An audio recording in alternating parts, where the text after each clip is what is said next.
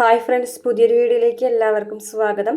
അങ്ങനെ പോലീസുകാരൻ മാഷെ വിളിച്ചിട്ട് വിശ്വൻ ഇങ്ങനെ സ്റ്റേഷനിലുണ്ട്, 10 ലക്ഷത്തിൻ്റെ തട്ടിപ്പ് നടത്തിയതിനാണ് അറസ്റ്റ് ചെയ്തതെന്നൊക്കെ പറയുമ്പോൾ മാഷ ആകെ വിഷമിക്കുകയാണ്. അങ്ങനെ മാഷ് പെട്ടെന്ന് തന്നെ സ്റ്റേഷനിലേക്ക് പോകാനായിട്ട് ഒരുങ്ങി ഇറങ്ങുകയാണ് കേട്ടോ. അപ്പോൾ ശ്രീജൊക്കെ ഭയങ്കര കരച്ചിലാവാണ്.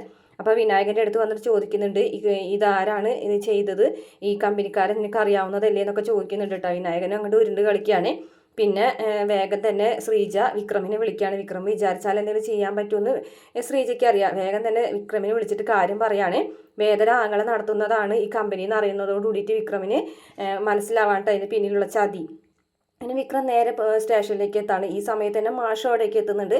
അങ്ങനെ വിശ്വത്തിൻ്റെ അടുത്ത് ചെന്നിട്ട് കാര്യങ്ങൾ ചോദിക്കുമ്പോൾ നടന്ന സംഭവങ്ങൾ മുഴുവനും വിശ്വം പറയാണ്. മാത്രമല്ല ശ്രീകാന്തിൻ്റെ കമ്പനിയാണിത് എന്ന് ആ സമയത്ത് മാഷ അറിയുന്നുണ്ട് കേട്ടോ. അപ്പോൾ വിക്രം നേരെ വീട്ടിൽ ചെന്നിട്ട് ശ്രീജേടത്തിനോട് പറയാണ്, ഇവളുടെ വീട്ടുകാരുടെ കമ്പനിയാണ് അതെന്ന് അറിഞ്ഞപ്പോൾ തന്നെ ശ്രീജേടത്തിക്ക് അറിഞ്ഞൂടെ അതിൻ്റെ പിന്നിലൊരു ചതി ഉണ്ടാവുന്നു.